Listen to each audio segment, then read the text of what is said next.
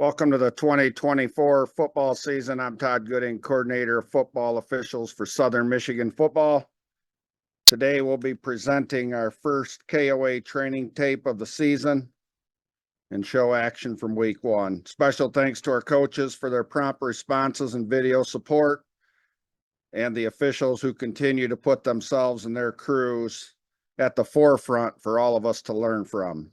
It does not go unnoticed. Thank you to all the officials for the preseason hard work and prep. Now let's get into our plays.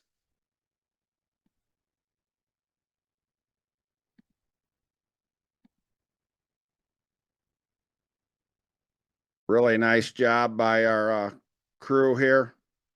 They recognize that they only have 10 on defense. Cognizant of a player entering, he enters on his side of the neutral zone. He's still within the coach's box. We have a legal play. This is play 2 of the season. This crew came in prepared, and for any new official or any official in general that wants to polish up on their mechanics, I encourage you to turn on the Brandywine at Hartford game, week 1. Well done mechanically by this crew. Let it play out, legal play. Well done. No need to adjust your televisions or your eyes from the long holiday weekend. This is red field turf. Want to get this play on here. We don't see these often. We have an illegal kicking play.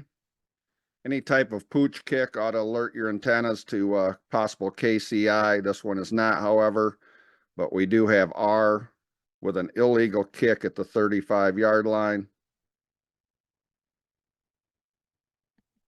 And we do enforce this properly. Well done by the crew, as A will have the ball 1st and 10 at the 25 with the 10-yard foul enforcement.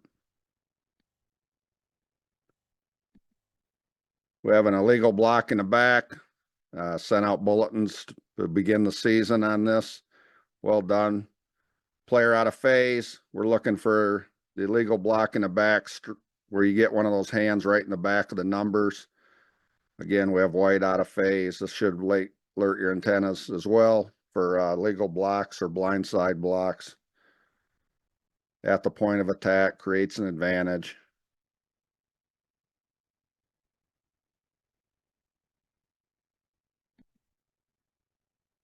Another look here. We're fortunate to get many schools now with end zone view. We'll get a better look at it here. Good positioning by our referee and umpire.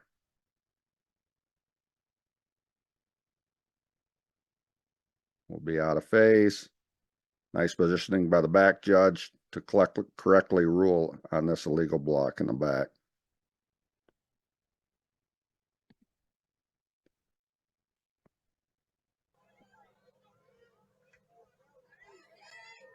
Over here, we have an intentional grounding rule. But we got to let this play out. Again, the theme for some of these plays are we got to continue to officiate. You can dispute whether this is a fumble or an illegal forward pass and think how you're going to rule it.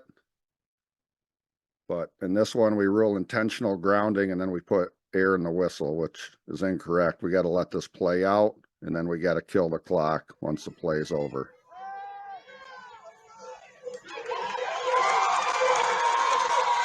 Good play in the fourth quarter.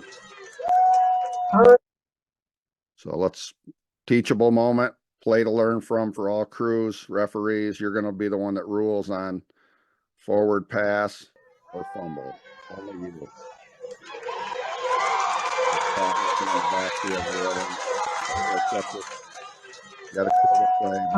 play. We got to let it play out. Live ball. Foul.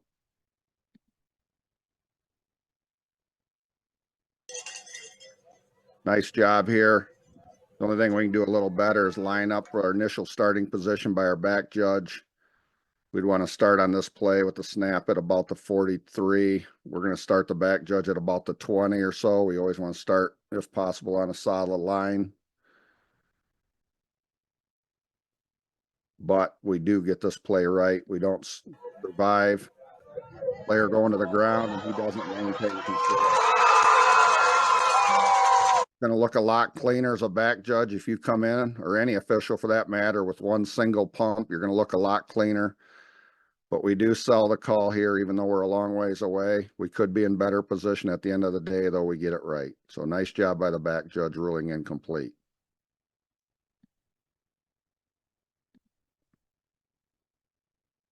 Got a defensive holding foul. We don't see many of these. 5-man mechanics, very difficult when they're going 4 wide.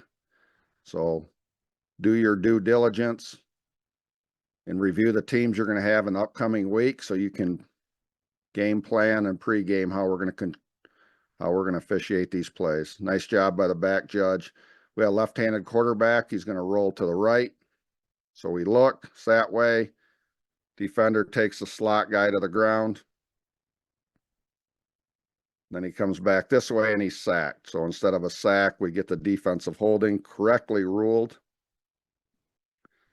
Nice job again by the back judge in this game. Correctly ruling defensive holding because the ball's not in the air.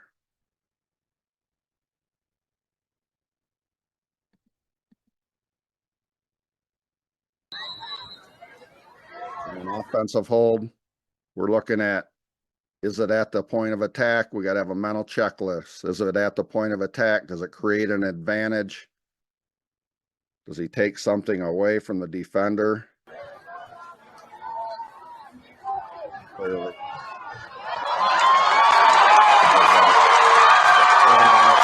We want. Hold down.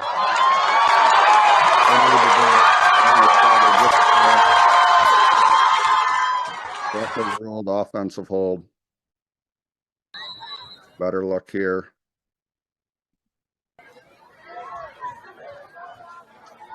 Gauge, has him. Now he has to pull down.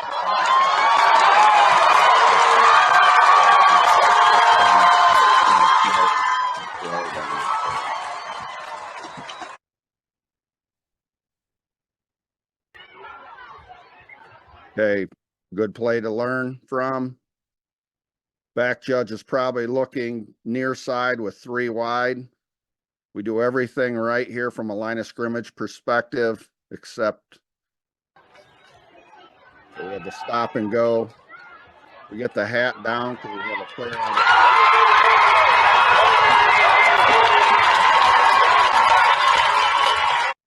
And we do everything right, I believe, on this play, except I don't think we get this play right. I think that we can have enough contact that creates a force out of bounds. Any contact that forces the receiver out. Receiver comes right back in and establishes himself. Tough play in 5-man mechanics, because if you notice, we're going to be engaged here with our line of scrimmage is going to have our right tackle in the defensive end. Cornerback is not in press coverage, so we're not going to shift to that side, the receiver corner matchup, just because they're not in press right away, and that might cause us to miss this call here. So we're staying with the tackle. We have the matchup. We're watching hold. Now when we see pass, we shift to it, and we probably don't see enough contact that creates the force out. We pick up the last part of it, it looks like, by the receiver going out of bounds. Establishes himself back in. So nice job getting the hat down.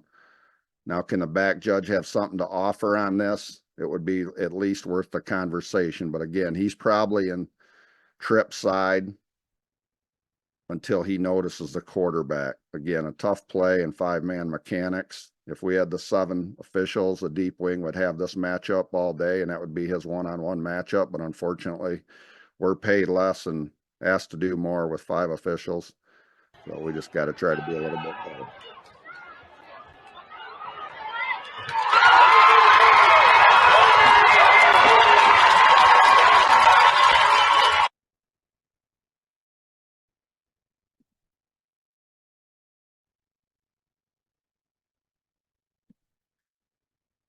Play 22 here. Early in the game, we do a good job of getting a legal formation. So we have our wide receiver off. We have this H back here off the line of scrimmage, and then we have 3 in the backfield. Correctly ruled by the crew of having a legal formation, more than 4 in the backfield. This is a live ball foul. We get the marker down. But again, we have to finish the play. It's a live ball foul. We should be up the field watching the action out of bounds, make sure we have nothing happening. And then again, we're killing the clock. We're not going to the microphone. We're killing the clock and then going to our referee. Again, finish the play. We should be up the sideline. So good job with foul recognition, but then we got to finish the play.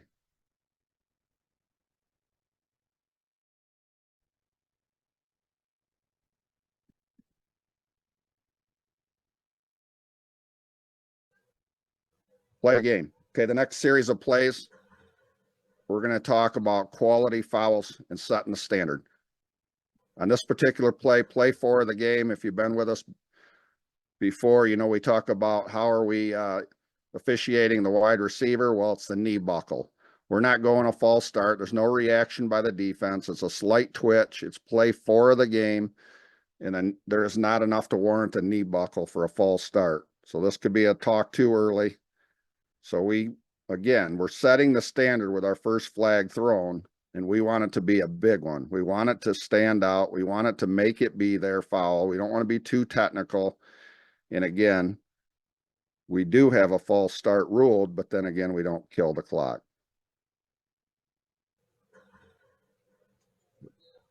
We should be, if this is exact what you have as a false start, we want to kill the clock. We have 1 flag, preliminary single to the referee, boom, penalty enforcement, 5 yards, and away we go. Game management, game flow. But again, I don't think this is the one we want to hang our hat on to start the game. Now, gaining credibility as a crew, again, okay, play 13, same game. And I will show this with a couple of games. There was actually a few of them where we're getting marginal fouls. We're not getting quality fouls, and then we're missing safety fouls.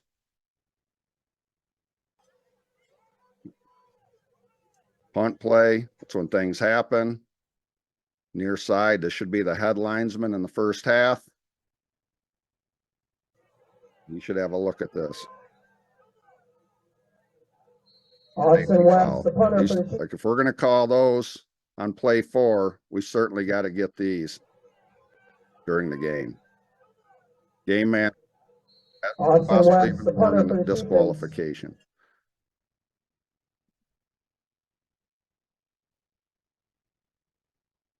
Another blindside block play. This is a tough one. This is a you make the call. Watch 2 gaining speed.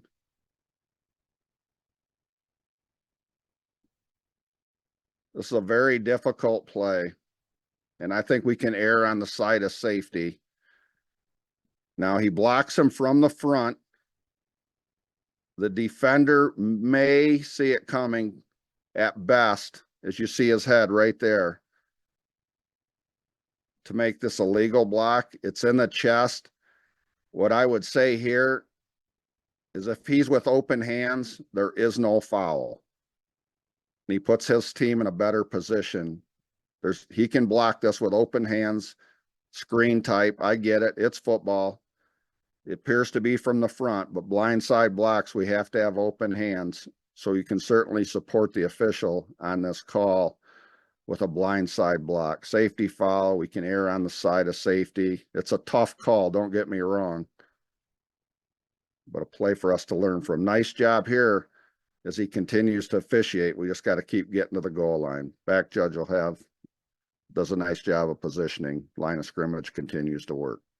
So again, the theme for the week 1 was a lot of blindside blocks, and several of them were missed, but we err on the side of safety here. Again, quality foul setting the standard.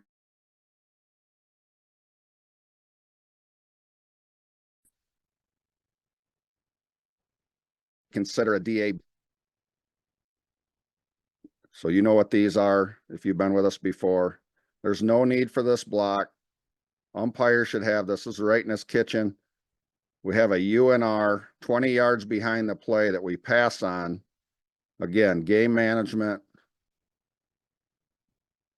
There's no need for that block. Springs a touchdown when we should be bringing it back. We need to get those type plays out of the game. Again, same game. We pass on that. And then we call a marginal contact UNR on the sideline. So if you want to improve yourself as a play caller, you want to gain credibility with the coaches of the games you're officiating, manage the game, and get the correct fouls, get the safety fouls, and pass on the stuff that's in the middle there. It's not so much.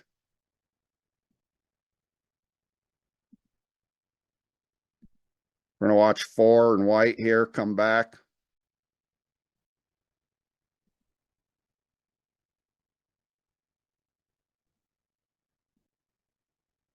We get a foul, we get a flag down from our back judge. We have a conversation on this.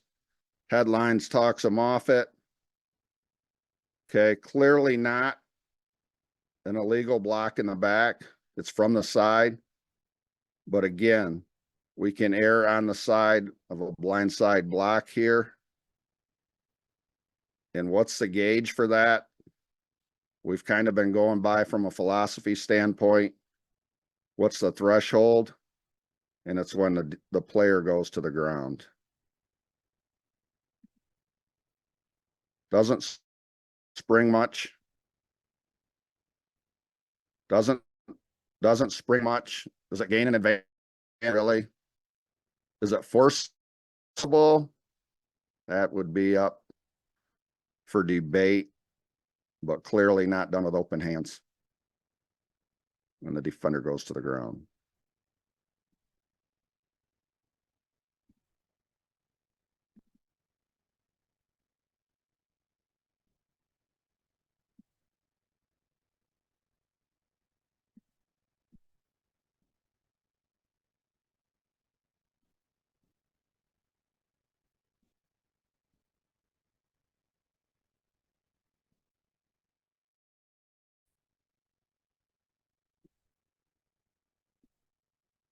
Last play of the week 1 training tape. We start with this crew. We finish with this crew. Ironically, we have a player coming on to start the game, and then towards the end of the game, we have a player going off.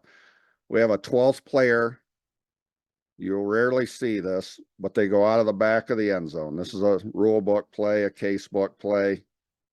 Again, their crew's on their game. Well done. We got illegal participation. We shut it down. We got 12 players.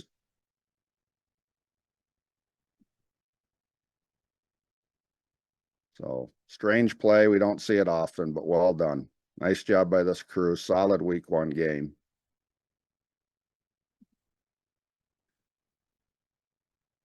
And that'll do it for the week 1 training tape. Hopefully you find these plays beneficial. We can all keep improving as the season goes.